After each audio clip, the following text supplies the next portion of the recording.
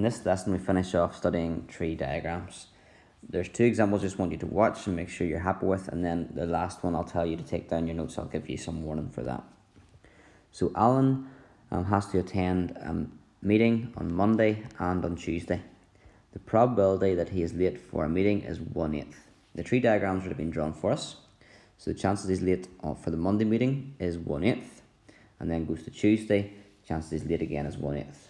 Or he could be late for Monday, not late for Tuesday, not late for Monday, late for Tuesday, or not late for Monday or Tuesday. We're going to look at finding the probability that Alan is late for one meeting. Well, how could that happen? He could be late for the first one, but he's only late for one meeting, so he has to be not late for the second one. So that would be the probability of being late, and then the probability of being not late. L with the line on top of it means not late. So that would be 1/8 multiplied by 7/8. And that gives 7/64. However, that's not the full picture. It says to find the probability that Alan is late for one meeting. He could be late for the first one and not late for the second one, but there's another way that he could be late for only one meeting. So that is not being late and being late. That also would mean that Alan is only late for one meeting. So another possibility is being not late the first time, but being late the second time. Being late the second time on the Tuesday. So not being late would be 7/8, and then being late on the Tuesday would be 1/8. And that gives a probability of 7/64 as well. Now we've got two sort of answers here. What are we going to do with them? Do we multiply these together? Do we add them, subtract them? How does it work? Let's go back to the tree diagram. There are four things that can happen. You could be late and late again. So late and late. Now just quickly I'll work that out for you. That's 1/64 is the chance of that happening. He could be late and not late. Chances of that we've worked out is 7/64. We just did that. And this one we just did as well. You're not late and then you're late is 7/64. And then the last one is not being late and not being late. I'll work out for you. That one is 49/64.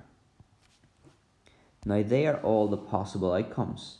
So only those four things can happen. So if you notice, if you add all those up, you should get 64/64 or 1 whole.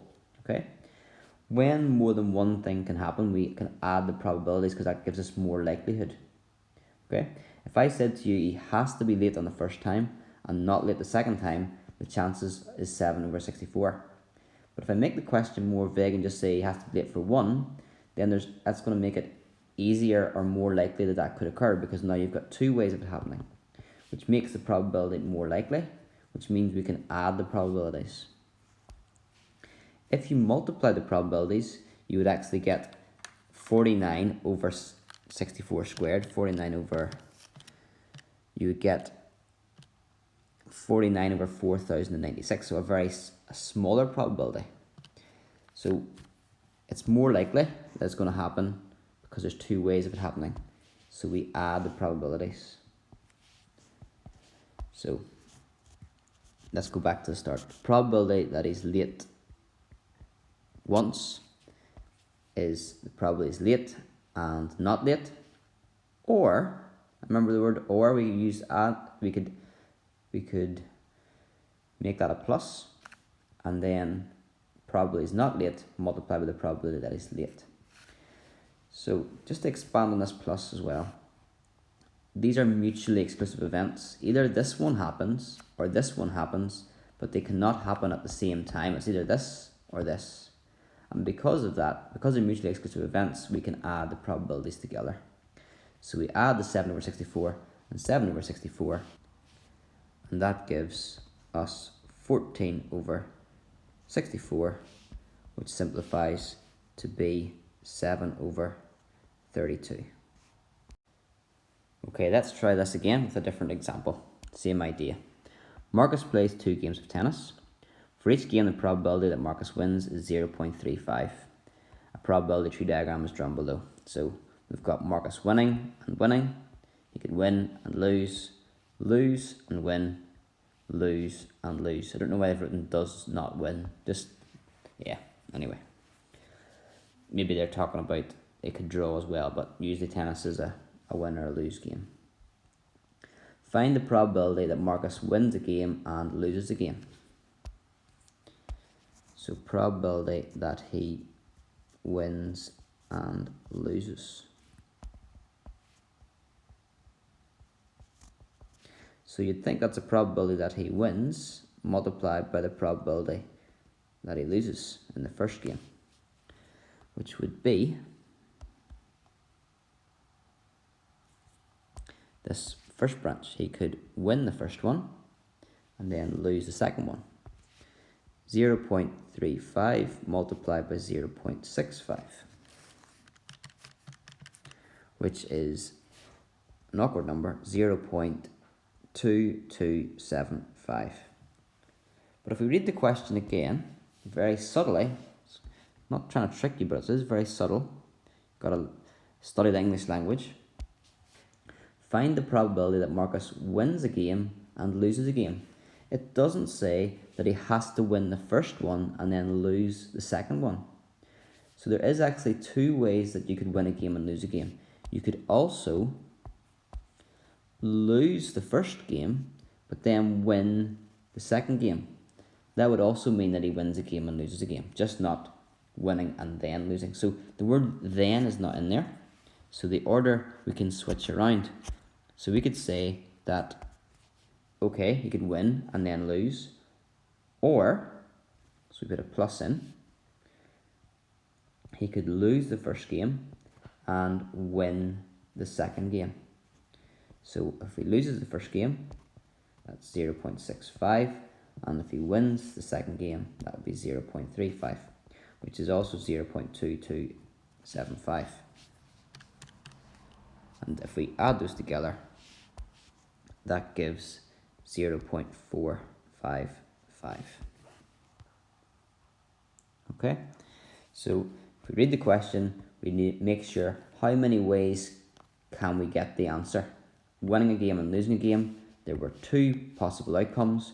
Work out the probability of each of the outcomes, and because we've got a more likelihood of this happening because there's 2 things that can happen, so we add together the probabilities.